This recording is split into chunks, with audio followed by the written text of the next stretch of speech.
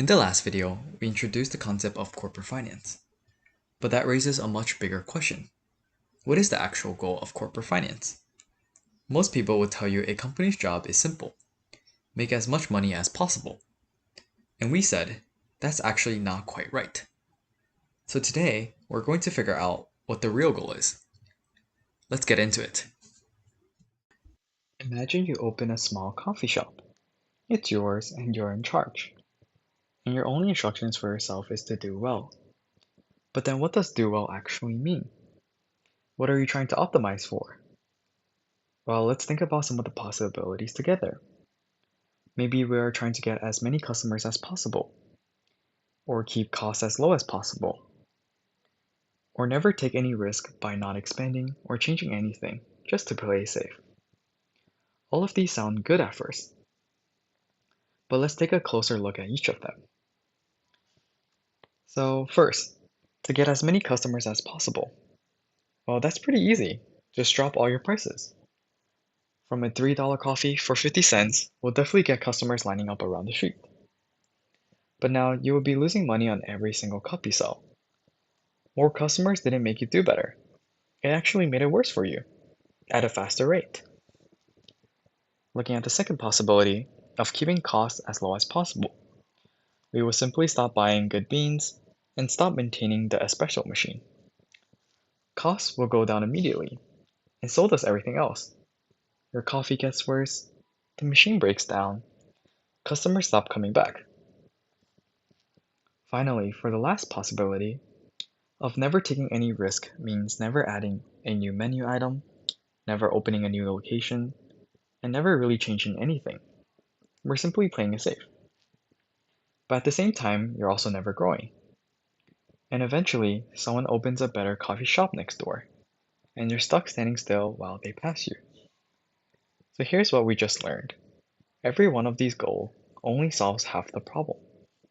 Two of them chase growth and ignore risk. One of them avoids risk and ignores growth. A real business or corporation has one goal that balances both of these at the same time. Growth and safety together is the real solution that a corporation needs. And it turns out that there's a number that already does exactly that. It is the value of the business itself. If your coffee shop is privately owned, that's the value of your ownership stake. If it's a public company, that's literally the stock price. That's the real goal. Not more sales, not lower cost. It is simply to maximize how much the business itself is worth. Well, let's actually walk through this together a bit, instead of just taking my word for it. Let's think together. Who gets paid first when your coffee shop makes money? Well, we have to first pay our employees, who get their wages for their hard work. Then we have to pay our suppliers for materials like beans. And if we borrowed money to open the shop, the bank gets some of its interest. Then, of course, as always, we have to pay taxes for the money the business earned. And finally, we are left with you, the owner, who gets whatever left over. We also call this the residual owner. You only get what's left after everyone else has already been paid. So the key insight here is that if you're the leftover amount, the value of your own stake is growing only if everyone in front of you in line is already getting paid. That is why maximizing the value of the business quietly takes care of both growth and safety at the same time. And that's the real goal of a corporation. The goal is not about profit, sales, or to play safe. It is about growing the value of the business itself, because that one number forces a balance between the two. But here's a question that causes a problem. In your coffee shop, you make every decision. You're the owner and the one running it. But in a real corporation, that is almost never true. The people who actually own the business and the people who run it day to day are usually completely different people. And that gap is about to matter a lot. Well, there's actually a simple way to think about the difference. Anytime you let someone else act on your behalf, you have created a principal-agent relationship. You are the principal, the one who actually owns the thing or has the goal. On the other side is the agent. This is the person acting on your behalf. But since these are two different people, there's actually a catch. The agent also has their own goals, and there's no guarantee that those goals actually match with yours. This creates what we call an agency problem. Let's first bring this back to a corporation level. First, the shareholders, the people who own the stock, are the principal. The managers running the company are the agents. And the agency problem is exactly as we just described. What happens when what's good for the people running the company isn't quite the same as what's good for the people owning it? Owners only want one thing, the value of the company to go up. That's their entire interest. Managers, on the other hand, care about their own careers. They might want job security, which means they can avoid bold moves that could fail and get them fired. Or they might want a bigger team, a bigger budget, more people reporting to them, because that's what feels like success for them, even though it might not actually grow the company's value. When these two goals drift apart, it actually costs the company money. We call this an agency cost, and it comes in two forms. The first form is called a direct cost. It is money spent specifically because of this mismatch. For example, paying outside auditors just to double check that management isn't quietly cutting corners. You're spending money purely because you can't fully trust the agent on their own. The other form is an indirect cost, which is a bit trickier. It is cost that relates to missed opportunities. Imagine a genuinely great profitable project that gets turned down anyway because it's a little too risky for the manager whose job is on the line if it fails. The company loses out, even though nothing visibly went wrong. Most of the time, agency problems are small and manageable, but every once in a while they get so bad enough that they don't stay as a private company issue. They become a national one. In the early 2000s, a string of major corporate scandals broke out. Companies hiding losses, faking numbers, misleading investors at a massive scale. It got bad enough that Congress stepped in and passed a law called the Sarbanes Oxley Act. Most people just call it Starbucks. The main idea is company executives now have to personally sign their name to their financial statements, certifying that they're all accurate. If something's fraudulent, it's no longer just the company's problem, it's their problem by name. One interesting side effect is that because following all of these new rules got expensive, some smaller companies decided to just leave of public markets entirely, a move people call going dark. A law built to protect investors ended up pushing a few companies away from public disclosure altogether. So scandals like that are a extreme case. But even without a scandal, shareholders still need everyday tools to keep managers pointed in the right direction. So here are some quote-unquote control mechanisms shareholders use. The first is to change how managers get paid. If part of their compensation is in stock or stock options, their personal financial win is also the company's financial win, because they're essentially the same thing. Second relates to the board of directors. Shareholders elect this board, and the board has the power to fire management that isn't performing. The third option is proxy fight. This is when a group of frustrated shareholders rallies enough other shareholders' votes to force a change in a board directly, rather than waiting for the board to act on its own. The last one, but is the most extreme option, is a takeover. If a company is run badly enough for a long time, its value drops so low that an outsider can just buy the whole thing and replace the management entirely. So far, we talk about this like it's a two-player game, owners versus managers, but it's actually bigger than that. Well, we call this broader group the stakeholders. They include employees who rely on the company for wages and job security. We also have customers who are affected by the pricing and product quality decisions. There's also suppliers who depend on the contracts and payment terms. And finally, there's the government, who collect taxes and set regulations that the company must follow. These stakeholders can't vote out of the board, but a company's decisions affect all of them, and sometimes they push back in their own ways, too. So let's pause and connect the dots for a second. We now know the real goal of a company is to grow its value, and we know that the goal can be distorted by the agency problem. But there's still one big missing piece. Where does all this money come from even in the first place? And once a company has it, where does it actually go? Well, it comes from the financial market.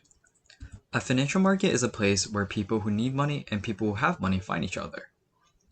Let's take a closer look at the simplified cash flow loop on the left. It begins with a company raising cash by selling ownership stakes or by borrowing. Then that cash gets put into work. Equipment, hiring, inventory, whatever the business actually needs to operate. That investment generates cash back. And then finally, some of it goes straight to taxes, Some gets reinvested to keep growing the business, and some flows back out to lenders as interest and to shareholders as a return on their stake. And then the loop just keeps going over and over. Now within that loop, there's a really important moment. The very first time a company raises money this way. Let's also take a closer look at this. That very first moment is called a primary market transaction. This is when a company sells brand new shares and the cash from the sale goes directly to the company itself. And there's actually two different ways a company can do this. The first method is through a public offering. This is selling shares to literally anyone who wants to buy it. This requires registering with the SEC, the Securities and Exchange Commission, and disclosing a lot of information publicly. This is also what people usually mean when they say IPO, initial public offering. And this actually happened really recently. SpaceX went public, selling shares to investors for the very first time. And that sale is exactly what handed SpaceX its IPO cash. The second way is through a private placement. Instead of selling to the public, the company sells directly to a small number of large buyers, like an insurance company or an investment fund. Much less public disclosure, but a far smaller pool of buyers. But here's the thing that trips most people up. Everything that happens to that stock after the IPO is a totally different kind of transaction. After the primary market, these shares start trading on the open market. This is where investors start buying and selling amongst each other, and that's called a secondary market. SpaceX doesn't get a single extra dollar from any of those later trades. The company already got paid on day one in the primary market. Every trade after that is just ownership changing hands between the investors. So when you see a stock price jumping around on the news 6 months after an IPO, that's the second market doing its thing. It has nothing to do with the new money flowing into the company. Now that you know how shares trade hands after an IPO, there's actually a related term you'll hear constantly. That term is called listed. A stock being listed just means that an exchange has officially approved the company to trade there. And exchanges don't just let anyone in there. There's actually minimal requirements to clear, things like the size of the company or how many shareholders it has. Some exchanges have stricter requirements than others. That's why being on it carries a certain reputation. Speaking of exchanges, not all of them actually work the same way. So let's take a look at two of the main styles. The two different styles are dealer and auction. In a dealer market, the dealer buys and sells using their own inventory, taking on the risk themselves. You can think of this like a used car lot. The NASDAQ market leans more like a dealer. On the other hand is the auction market. There's no middleman holding inventory at all. Buyers and sellers get matched directly with each other. The NYSE is the most popular market known for action. So let's bring this all together. We started today with a simple question. What is the actual goal of a corporation? And we found out that the answer isn't about profit, not sales, and it isn't about playing it safe. It's about maximizing the value of the business itself. But then we ran into a problem. The moment your coffee shop gets big enough that you can't run it alone anymore, you have to bring in someone to act on your behalf. And the second you do that, you created an agency relationship, where the person running your business has their own goals that don't automatically match as yours. That gap creates an agency problem, and it also comes along with some cost. In 2002, this problem became bad enough at a national scale that the Congress has to pass the Sarbanes Oxley Act. So even before it gets to that level, shareholders have tools today to keep managers pointed in the right direction. And it's not just about owners and managers in this picture either. There are others who have something real at stake in how the company performs, called the stakeholders. Finally, all of this plays out inside financial markets, the place where companies raise money in the primary market through either a public offering or a private placement, and where that cash gets put to work in the business, generates returns, and flows back out to investors and lenders in a continuous loop. After that initial fundraise, investors trade ownership back and forth in the secondary market, on exchange like the New York Stock Exchange and NASDAQ. At the end of all of this, it was just one coffee shop, one goal, an entire financial system built around making sure that goal actually gets achieved. Hatch Scale Empire. Thank you so much for watching, and I'll see you in the next video.